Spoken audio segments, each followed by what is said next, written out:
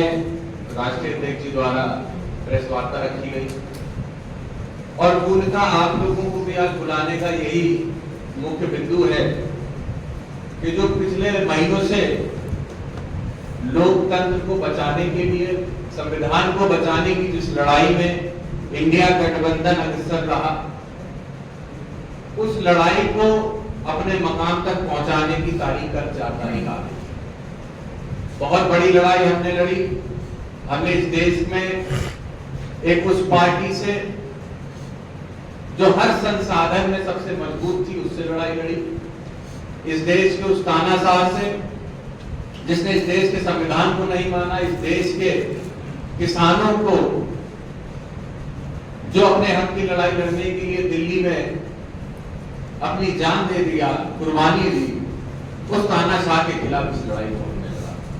और खुशी ये भी हमें है कि इस लड़ाई में जितना इंडिया गठबंधन की विभिन्न पार्टियों ने साथ दिया और सहयोग लेकर काम किया, उतना उससे ज्यादा बल्कि सहयोग इस देश के विभिन्न वर्गों के, विभिन्न समाज के लोगों ने इंडिया गठबंधन के हाथों को मजबूत करके इस लड़ाई को आगे बढ़ाने का काम किया। जहां आज हम बैठे हुए हैं विभिन्न चैनलों के माध्यम से, परिणाम आम लोगों के बीच में एग्जिट पोल के द्वारा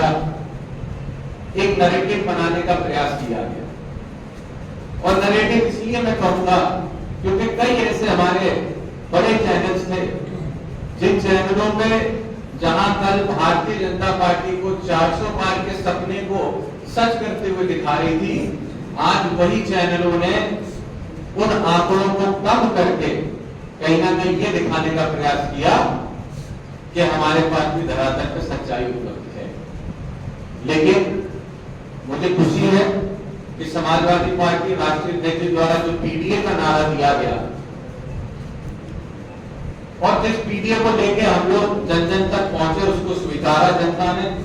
आदरणीय अखिलेश यादव जी के नेतृत्व में इस चुनाव को उत्तर प्रदेश के अंदर जब समाजवादी पार्टी ने लड़ा, तो मैं आज पूरी जिम्मेदारी से आपसे कह सकता हूं कि उत्तर प्रदेश के अंदर बड़े अंतर से कई सारी सीटों पर समाजवादी पार्टी जीतने जा रही है। जहां मुद्दे भारतीय जनता पार्टी और सरकार ने कोशिश करी कि अहम मुद्दों को हटाकर एक बार फिर से, चाहे 2014 रहा हो या 2019 रहा हो,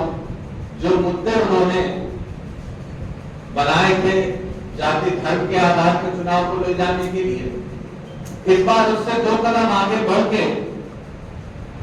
मंगल सूत्र की बात कर इस चुनाव को बरकत करने का प्रयास किया गया। और उस मंचों से, बड़े मंचों से, जहां पे लाखों लाख लोग एक रास्ता, एक आगे की किस तरीके से देश आगे बढ़ेगा उन मंचों से देखता है, उन मंचों से जब ऐसे आपत्तिजनक शब्दों का इस्तेमाल हुआ,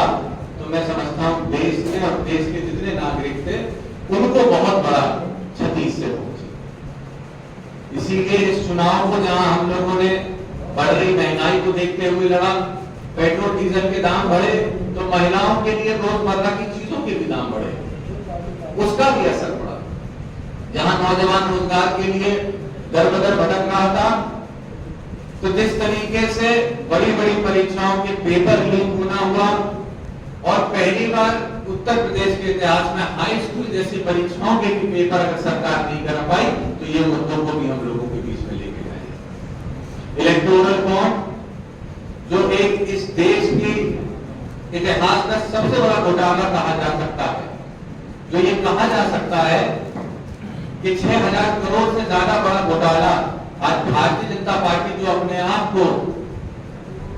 ईमानदार पार्टी का